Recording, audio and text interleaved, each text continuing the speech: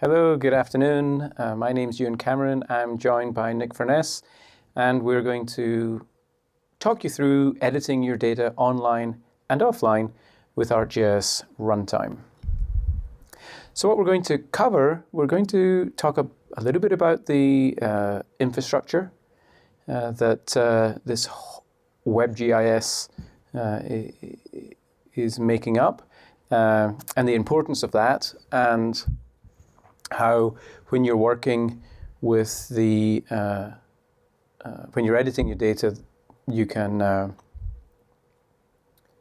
you really need to know whether you're editing data that's being hosted in the cloud or maybe on your own servers, and basically just how the infrastructure works.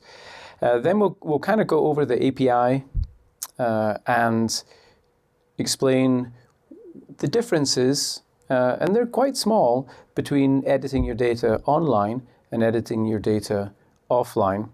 And then we'll look at some functionality that's been updated fairly recently.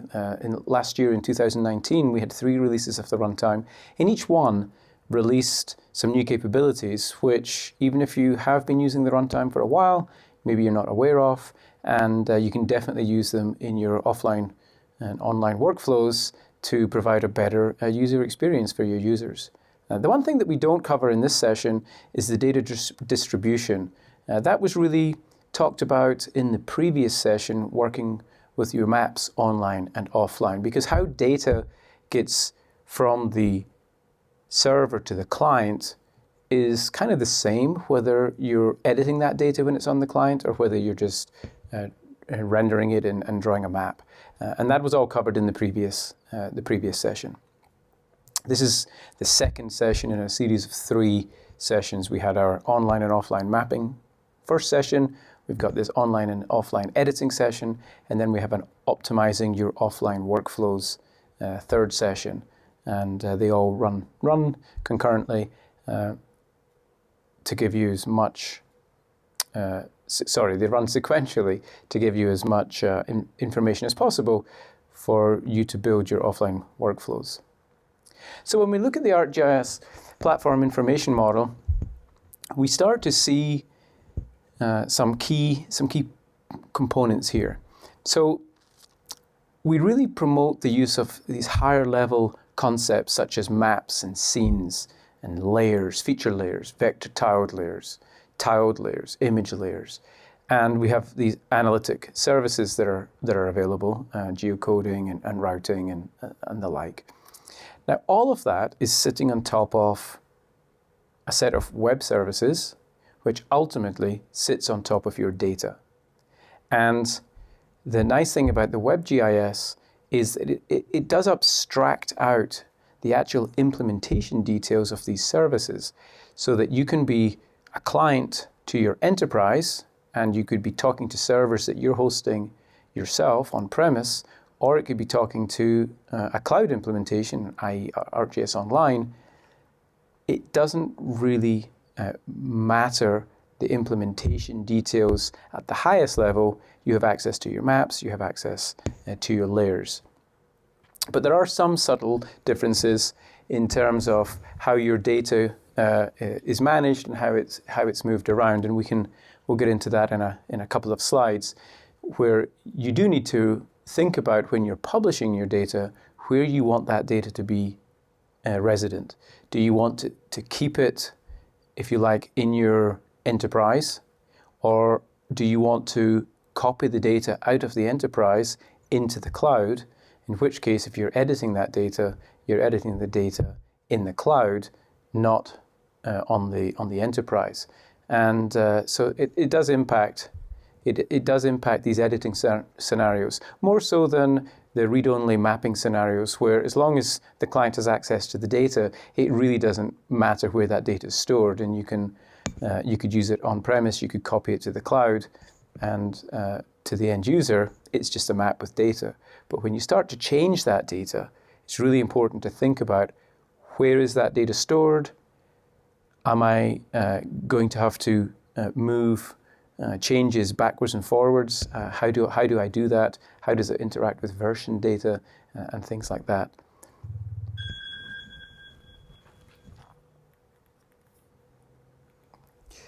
So what can I edit with ArcGIS Online? Well, you can edit feature services.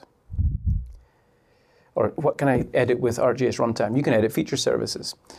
You can edit sync-enabled geodatabases.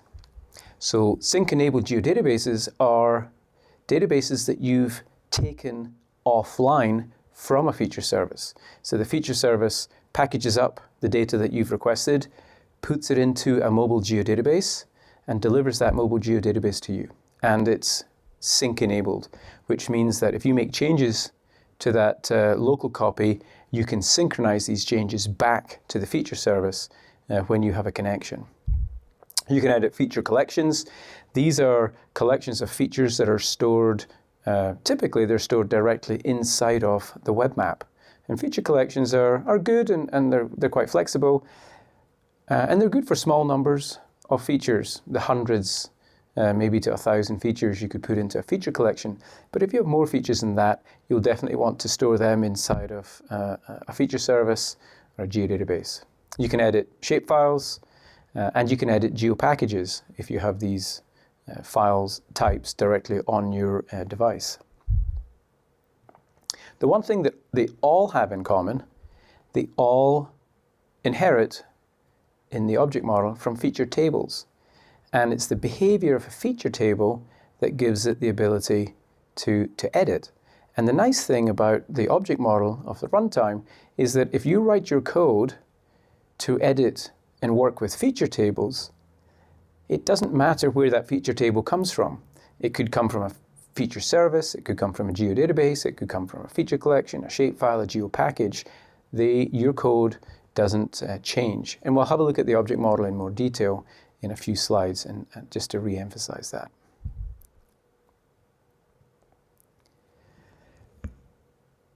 There's a variety of workflows that you can use when you're working and editing your data.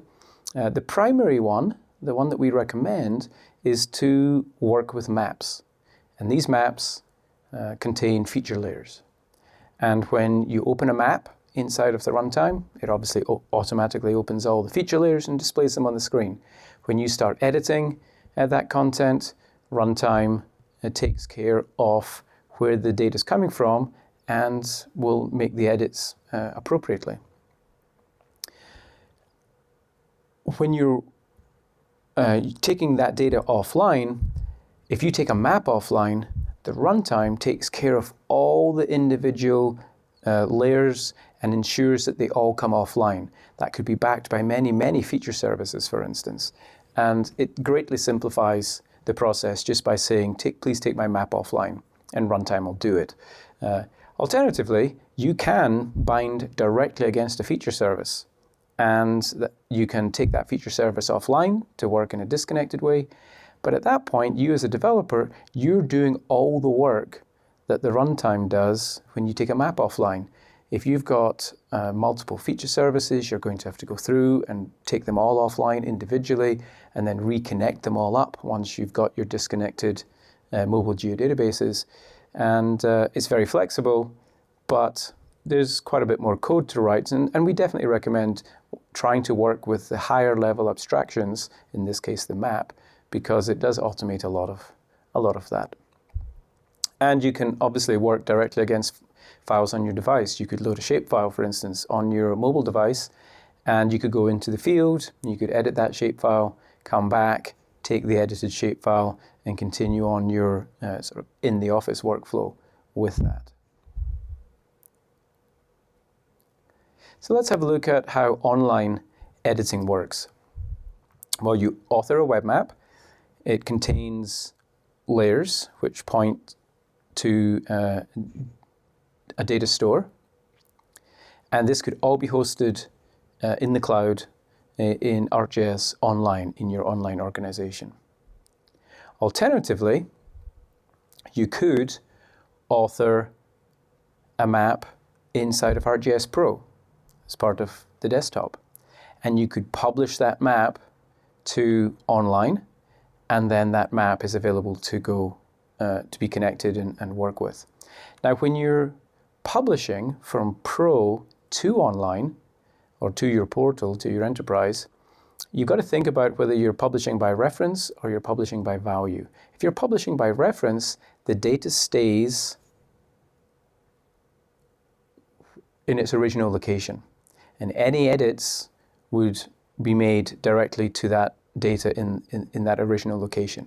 Alternatively, you can publish by value, in which case the data is copied to the online data stores, and then any edits that you make, they're being made to the online data stores. They're not actually being made to the source of the data. So think about that in the publishing step if you're using ArcGIS Desktop. So you've got your data, you've got your map, it's pointing to layers. Anytime a client connects to that map, it will download the features to the client on an as-needed basis. And there's various ways that you can control that, but typically most people just leave it as, if you like, an sort of automatic mode. As you pan and zoom around the map, features are delivered to the client to be drawn. And these features can be edited. And once the edits are complete, you as a developer, you have to push these changes back to the server. And you do that using a method called apply edits. So this allows you to make some edits in, if you like, in memory on the client. And then when you're ready, you can push these back to the server with apply edits. Typically, best working practice is to push edits back to the server immediately. And so that you make a change to a feature, you call apply edits. You make a change to another feature, you call apply edits. And that way there's no chance of data loss if your application is closed on the client before these get pushed back to the server. So what I'd like to do now is pass over to Nick, and he's going to show us a demonstration of online editing. So let's begin by looking at editing a connected feature service. That's a feature service hosted in ArcGIS Online or in your enterprise or server somewhere. So we've got a map, it has a couple of features on it. When I tap on one of these features, I see a little call out. I'm going to click on the accessory button. I'm going to change the type of this feature by picking it in the call out. You can see that edit was successful and the feature changed. Let's just do that again real quick. We'll change it to major. You can see how the symbol changes there. So that was editing directly against a feature service. So let's take a look at the code behind this. So here I've got a sample iPad app, and there's a few components here I want to talk about. The first bit, we just add the feature layer to the map pointing at this feature service. So we create a feature table of a type of service feature table that points at a feature service.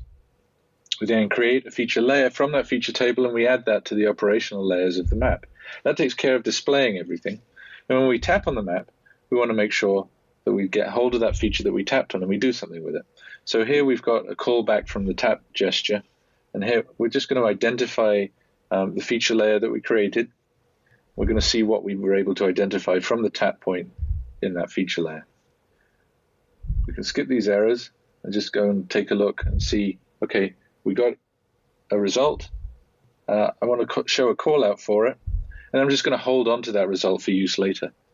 In the call out, it's really simple, actually. We're just taking a look at that feature's attributes.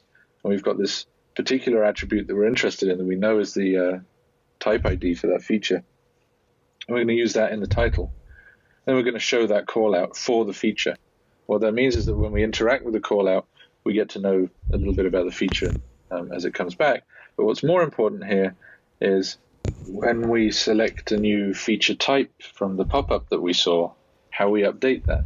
So here we've got a new value for this type damage field, and we're just going to set that. Previously we read it just up here. We read it for the call out, and now we're setting it to the new type that came back from that pop-up. And we simply call feature table update and pass in the feature, saying we've got a new version of this feature, we want to update it in the local cache of that table. Now remember, this is the local cache. This table takes care of communicating between the local cache and the remote source service. And that last bit, the communication between the local cache and the remote source service, happens down here. Now, right now, we've updated the local cache and immediately opted to apply that update to the service. you could collect a number of local updates and then apply them all at once. But right now we're just doing one at a time. And we call feature table apply edits.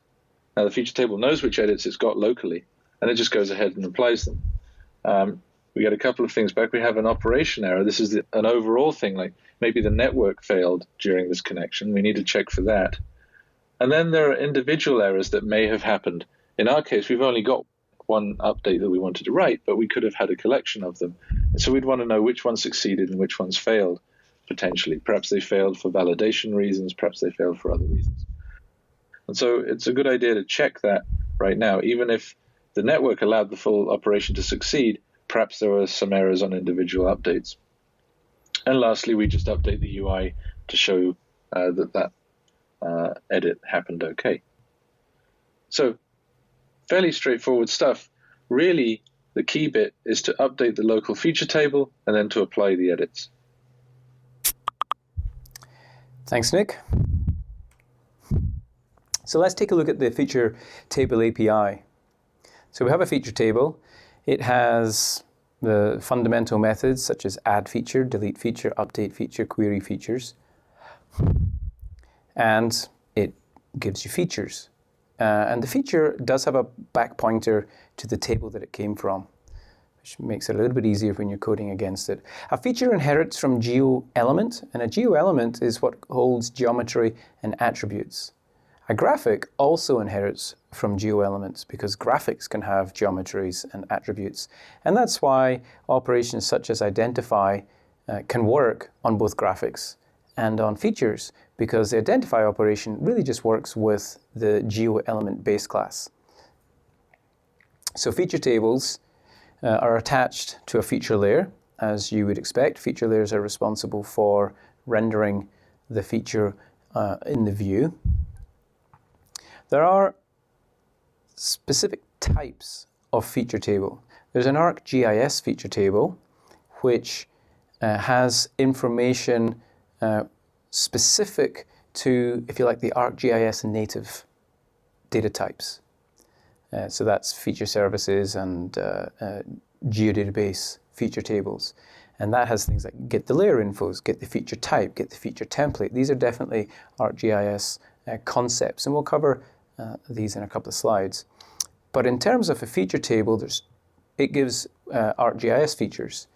And again, ArcGIS features have specific things pertinent to the native ArcGIS feature types. They can handle attachments. They have this concept of being loadable or not. And loadable is a concept across the runtime on how we deal with asynchronous loading of content, potentially coming from a web service, but it could also come from files on disk. So for instance, when we draw features, we only request enough information from the server in order to draw the feature correctly. So only pull over the attributes that the renderer needs to draw the feature. And that helps performance, and it means we can retrieve features quickly for drawing. But when it comes to editing a feature, it's really important that all the attribute information is there with sort of full fidelity. And so before editing a feature, you always make sure you load it first. And that will ensure that if the data is not there, it'll make a call to the server to retrieve all the information for presentation to you or to your user, which you can then edit and then save back. So ArcGIS feature tables have two concrete types: service feature table and geodatabase feature table. So if you're working with ArcGIS content, if you work with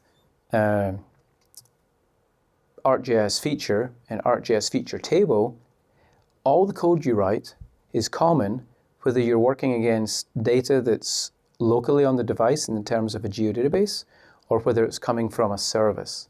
The only thing that's a little bit different is how you actually get the changes from the local device back to the server. In the case of a service feature table, you call apply edits, and it pushes them through the web service, if you like, one feature at a time. With a geodatabase that you've taken offline from a feature service, you actually get the geodatabase and you synchronize it. But you can see here, the vast majority of the code you write is the same. And that makes it much easier for you to write applications that work both connected and disconnected from your network. When you're editing features, the data stores as well as the feature service, they have certain capabilities. And these capabilities are controlled by the publisher or by the author of the service using certain properties on the web UI. And it's important for you as a developer to inquire about the editing capabilities that are currently supported by that feature table. And that ensures that you don't allow your users to perform an action which ultimately is going to fail, because the runtime will enforce the capabilities supported by the feature table or the feature layer. But you really want to prevent your user from trying to perform an add or a delete or a modify if the feature capabilities aren't there. Otherwise, what will happen is they'll make the change, they'll try and apply it, and then they'll get an error from the runtime at the application time. So this is definitely something we encourage. Always ask the permissions that are available. Can I add a new feature? Can I delete a feature? Can I update a feature? Can I edit the geometry of a feature? Is the entire feature layer editable or not? These are all methods on the API that you can call.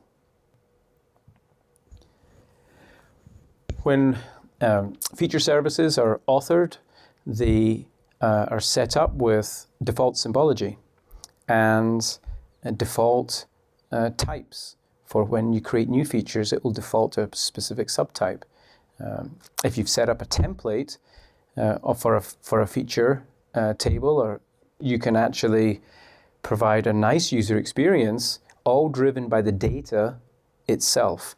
So when this is a template picker you see on the screen on the right-hand side, but it has the name, it has the description, the default tool to be used when editing, and the prototype attributes. And this way, you can write your applications in a generic manner and allow your users to customize their actual experience by authoring this functionality as part of the web map and the feature service itself. It's a very powerful concept that we use throughout the ArcGIS system. Editor tracking is the ability to know when a feature was edited and who performed the edit.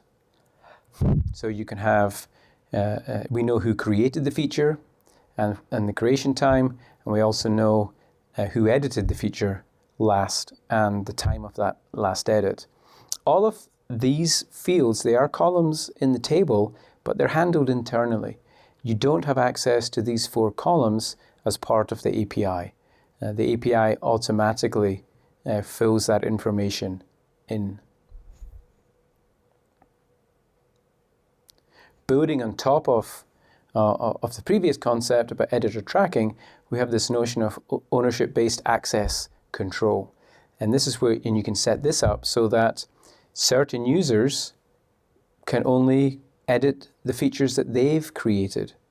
And maybe only the administrator has the ability to edit all features within a feature class. Individual users can add, delete, and modify their own features. They can't change anybody else's. Quite a powerful feature. And again, you can work that into the workflows that you're trying to support with the solutions that you're building. And again, this isn't something that you have to implement yourself. Runtime automatically handles all of the permission checking and ensures that all the rules are honored. Attachments are a way of modeling large, potentially large files that are attached to features. And the attachments are stored in a separate table.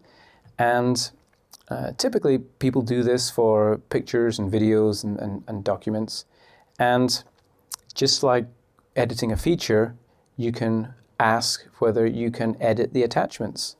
And whether, if you can edit the attachments, then there's ways to add, delete, and update. And these are all asynchronous methods, so that because it's typically happening over the wire, and these files can be quite large, and so that they're asynchronous, and you can provide a good user experience while the uploads or the downloads are happening.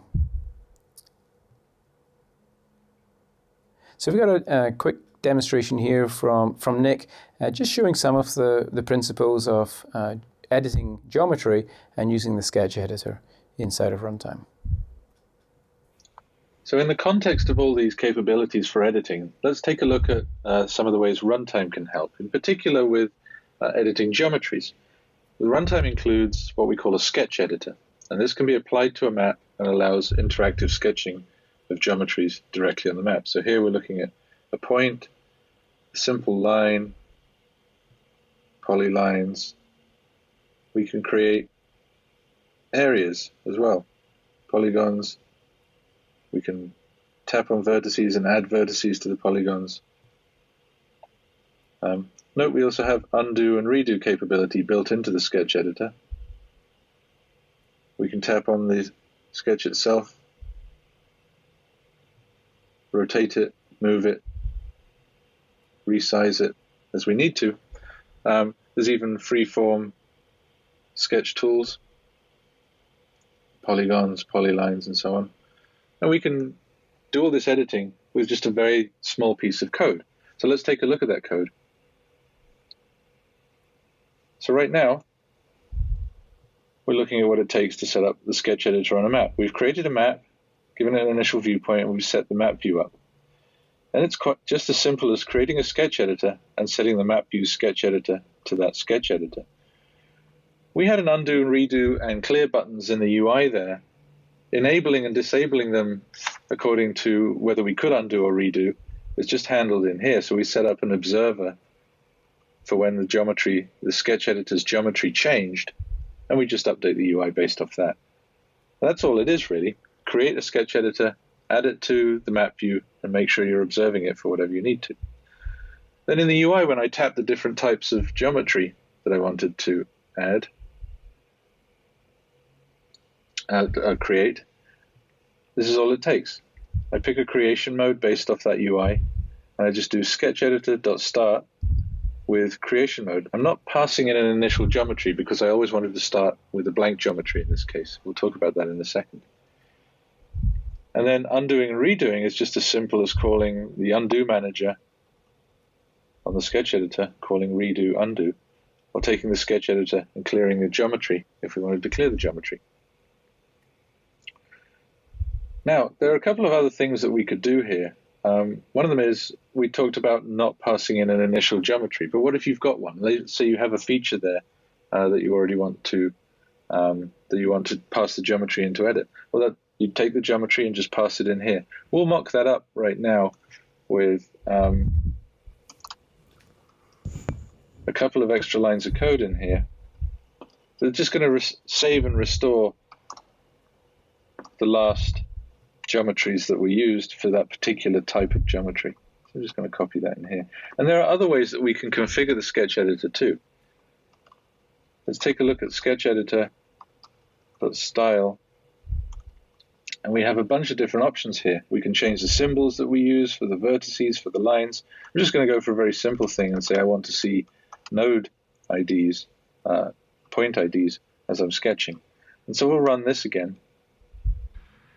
And now we see as we add vertices, they're numbered, just with a simple configuration change to the sketch editor. We can still do the same interactions, rotate, see how the vertex orders are maintained. The other change we made there was to simulate using an existing geometry. So here, as we switch back and forth between the tools, we're providing that initial geometry. Happens to be what we drew last time. It could come from a feature, you could calculate it. However you want to provide that geometry, it's up to you. Thanks, Nick. So that was editing, and specifically, all this work was online. So now, what happens when you want to edit offline? Well, the start is exactly the same. You have to author your map, and you have to get it hosted inside of your ArcGIS Enterprise or ArcGIS Online organization. So that process is exactly the same. But this time, when the map and data are delivered to the client, instead of being delivered sort of feature by feature on demand as the user pans around, there's a definite step where the map and its data is downloaded to the client. And there's two workflows, pre-planned and on-demand. We'll go into the details of that shortly. But that step happens. Now you're working with the map and its data solely on the device. And if you edit these features, they stay on the device. And they'll stay on the device for as long as you want. At any point where you get a connection back to your online service, you can synchronize. And that synchronize can be two-way, which is the default, or one-way, where you can push changes directly to the service, or you could just pull changes down to you and keep your local edits fresh. But typically, people do perform a two-way sync, but there's definite pros and cons in the sync strategy, and we'll cover that in the third session, optimizing your workflows. So we've got this control of the sync direction, bidirectional, upload edits only, download changes only. So to show us that in action, I'm going to pass it back to Nick. So let's take a look at working offline with feature data. As you saw in the last slide, first thing you need to do is download the data. So let's take a look at an example here. Now, this application is currently asking a feature service to generate a geodatabase for use in the runtime. That feature service is collecting together the data in its layers for the particular area of interest, in this case the area we're looking at, packaging it up, making it available to download. So once this data is down on the device, we can do a few things. In the first case, I'm just going to do some editing. So I tap on one of these items and I just want to move it. Tap another one of these items, I'll move it. And when I'm done, I'm ready to see these changes synchronized with the service. I'll go and synchronize these. So now runtime is talking back to that originating service again and asking it to synchronize changes that may have happened on the service in the meantime and that have happened here locally on the device, and bring the two into line again. What happens here is the runtime generates a small Delta geodatabase that it sends up to the service. The service incorporates that, similarly generates a Delta geodatabase to send back to the runtime. The runtime incorporates that, and the two sides are in sync. So let's take a look at what that looks like in code. So the first thing we did was set up the map. We had an area of interest, and we initialized the map to look at that and set that up in the map view. That was what we saw initially. We then get a feature server URL. And this time, rather than creating a service feature table and a feature layer from it, we're going to create a geodatabase sync task from it. Now this sync task talks to that feature URL, learns about the various layers, and understands whether it can be taken offline or not. We then go ahead and generate that local geodatabase from the service. That's done here in this function. We have that geodatabase sync task that was initialized with the URL to the service, and we just called default generate geodatabase parameters. We pass in that area of interest. So the sync task talks to the service and understands the default set of parameters that would make sense for that particular area of interest. And then we override just a couple of things. We don't want attachments for this demo, so we set the return attachments flag to false. Also, there are a number of layers on that feature service, and we only want a couple of them. So we filter that out too. Basically, there's a layer options entry for every layer that we get. And by calling this default generate geodatabase parameters, that's populated for every layer that can be taken offline. What we're doing now is we're paring that down, so it's just for these two layers. Then we go ahead and we say we're ready to download the geodatabase using these parameters. Again, we get hold of that same geodatabase sync task, and this time we create something called the generate geodatabase job. So the task is responsible for generating jobs. We pass the parameters into the task along with a location that we want to download the results of that job to. And we get this job back. We just wire up a little bit of progress bar stuff here, and then we start the job. We'll get periodic status updates if there are new messages from the work that's being done on the remote end of packaging up that data. But ultimately, we get this completion handler called. There could be an error. We just check for some errors. But assuming everything worked fine, we actually get a full runtime geodatabase object that's locally stored on the device, ready to use. In our code, we just set that on our geodatabase property, and that happens to trigger this did_set_local_geodatabase function. In here, I'll take that geodatabase that we've been given and I'll load it. That allows the runtime to understand the contents of that geodatabase. And what we're going to do now is go through all the feature tables in that geodatabase, create a layer for each one, and add it to the map's operational layers. So we'll clear the map first, and then for each feature table in that geodatabase, we'll add a new layer to it. So once we've added the data to the map, we need to talk about editing it. And that happens here in do update edit. And what this is doing is it's taking the selected feature and updating its location to a new point on the map. So we get hold of the feature that we're going to move, we get hold of the feature table, and we check the feature table to see if we can actually update that particular feature. So there's a lot of granularity included here in the API. Assuming we can, we then go ahead and update the geometry on that feature to the new point. And then we call featuretable.update with that updated feature. Now this is very similar to when we were doing the connected editing, except that right now that update has committed it to the local geodatabase. There's no apply edits required. Because the local geodatabase is local on the device, we know the performance we can get out of this, and so we don't have to separate the apply edits and the adds, updates, and deletes. And the rest of this is really just a little bit of UI work. Now the last bit then, we've got this local geodatabase with edits applied, is synchronizing that back against the original service. So we come back to our geodatabase sync task once again. And this time we get default sync geodatabase parameters, passing in the geodatabase we got earlier from the generate geodatabase job. The geodatabase sync task looks at that geodatabase and understands enough about the geodatabase and the service to get a sensible set of sync parameters. Depending on how the geodatabase was generated, there may be unidirectional sync or bidirectional sync. And these default parameters are typically what you want for synchronizing based off how you generated the geodatabase in the first place, but you can override various things. In this case, we're just going to go with the default set of parameters that come back from this call. And we take that geodatabase sync task, and again, we generate a job. This time it's a sync job instead of a generate geodatabase job. We pass in the parameters, we pass in that geodatabase. We wire up a little bit of progress as before. And just as before, again, we take this job and we start it. Again, as the progress happens, we'll get periodic status updates. But the key bit is the completion here. And really, we just want to check if there's an error. If there's an error, we need to tell the user about it, do something about it. But otherwise, we can count that the geodatabase that we have locally has been updated, if it was a bidirectional sync, that the data we had locally and wanted to post up has been posted up, all according to the parameters that we set initially.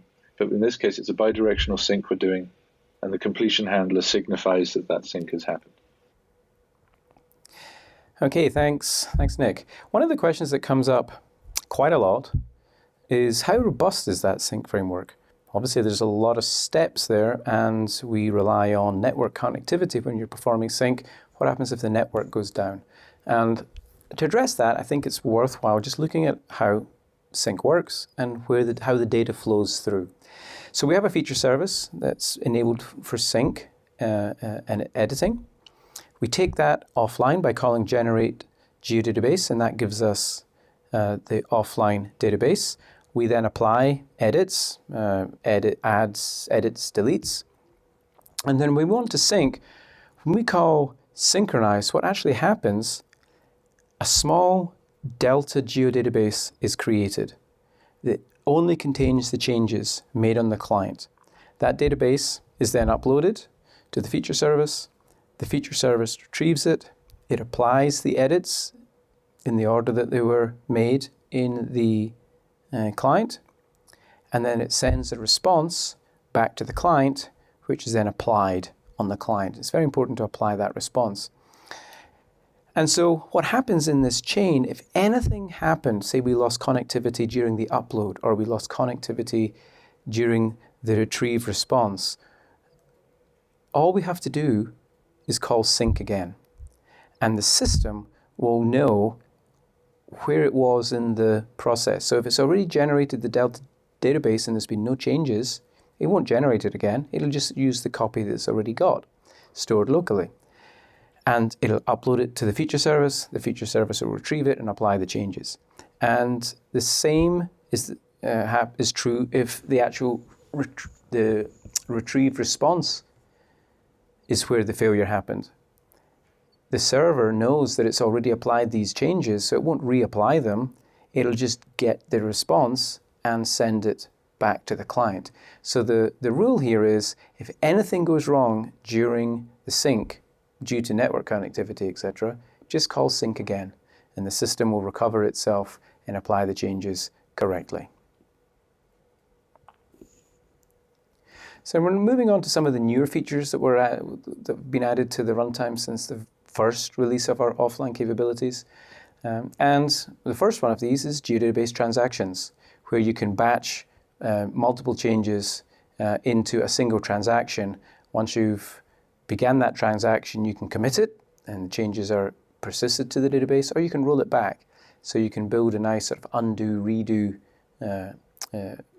set of user experiences. So to see that in action, I'm going to pass back to Nick.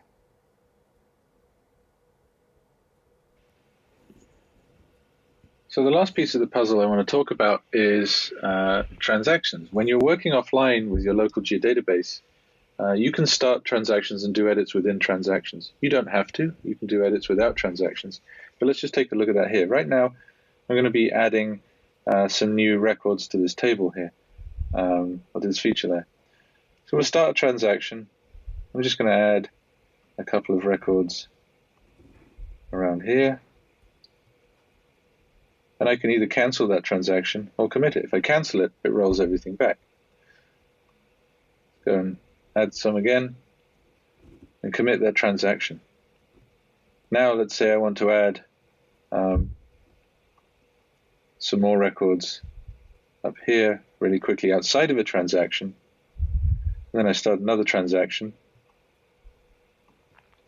I'm going to add some lobsters along here.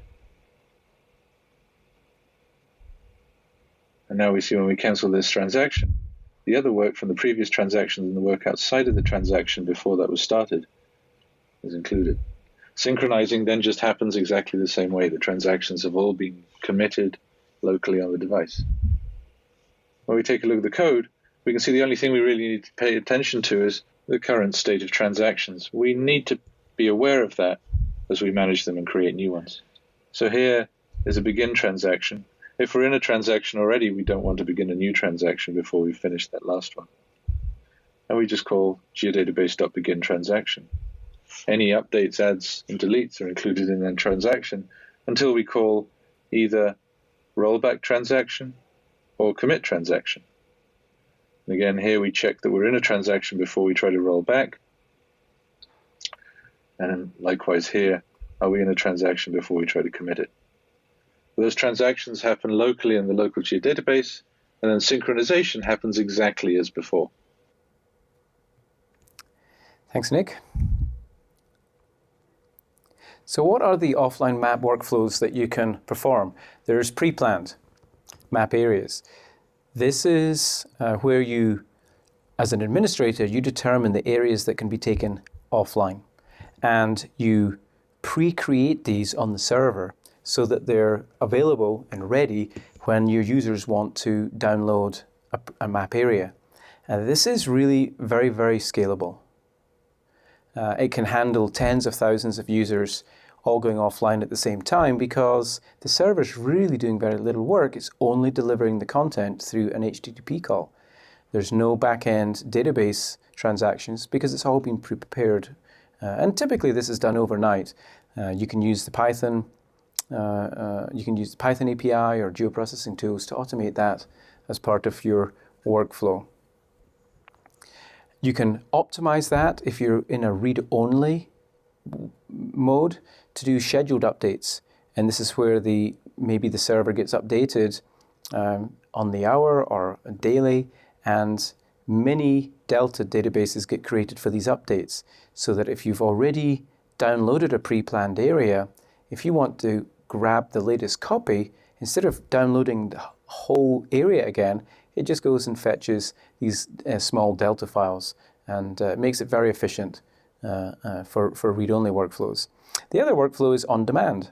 This is where you allow your users in the field to determine the area that they would like to take offline and to what level of detail. And the server at the stage that it's going offline, the server creates all the content.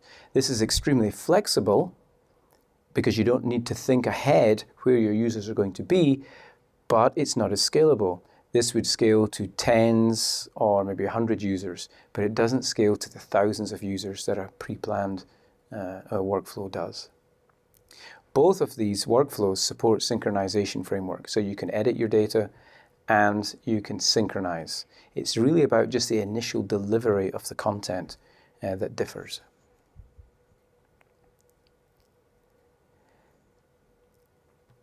Now, so far we've really been saying you work with maps, and you take a map offline, you synchronize the map or the runtime goes through that map, all the different layers, and will perform synchronizations on all the layers. And that's definitely the easiest workflow. But it is possible for you to individually sync layers on a one-by-one basis.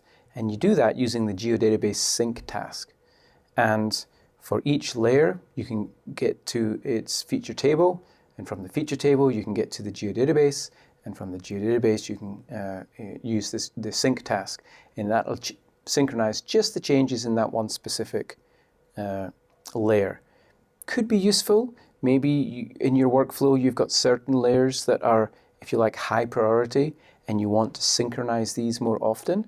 And you've got other layers, maybe the data doesn't change as often, and you don't want to synchronize, or it's not so important, you don't want to synchronize that on such a regular basis. It's just a way of optimizing the sync process. And that's absolutely doable by using the geodatabase sync tasks. This is synchronizing a map. This is I would say, the preferred way of doing it. It really does make it really quite simple, where you just say offline map sync task, sync my map. And you pass in the direction, bidirectional, and it will go through all the individual layers and perform individual syncs. And it'll do that asynchronously so that it tries to optimize that process. And it is a little bit more restrictive in the way that it works, but it simplifies the usage greatly. And for the vast majority of use cases, synchronizing the map will be the way that you want to do it. So that's an overview of the functionality. We've just got a couple of slides here towards the end. One is about licensing. And the one thing to state here is when you start to edit data, you must use a basic license for the runtime. And there's two ways that you can get a basic license. One way is to buy a license pack and embed the license into your application. The other way is to use a named user of your ArcGIS Online organization or your ArcGIS Enterprise deployment. And when your user signs in, if they have the appropriate permission, they're an editor or above, they will automatically get the basic license delivered to the runtime client. So this is a great way of accessing runtime functionalities, to use the appropriate named user account. Obviously, all of what I've been talking about today, editing data, our collector application does that, collector for ArcGIS. And we're often asked by developers, is the source code for collector available? It's not available. However, there is an open source application that we build for data collection, and that is available. And you can go to developers.arcgis.com, you go to your SDK that you're using, whether it's iOS or .NET, for instance, and you can see on the homepage for that SDK, you will see a link to all the open source applications that the open source apps team builds and shares with you, and you'll find the data collection one. It's got a really nice user experience. It works great for editing features and their attributes and the like, and it works both connected and disconnected, and it's often a great place to start to build your own custom data editing application. And with that, want to thank you for listening. I'll thank on behalf of Nick, who recorded the demo videos for me. And thank you, and I hope you found this tech workshop informative. And don't forget to follow this one with number 3 in the series of optimizing your offline workflows. Thank you very much.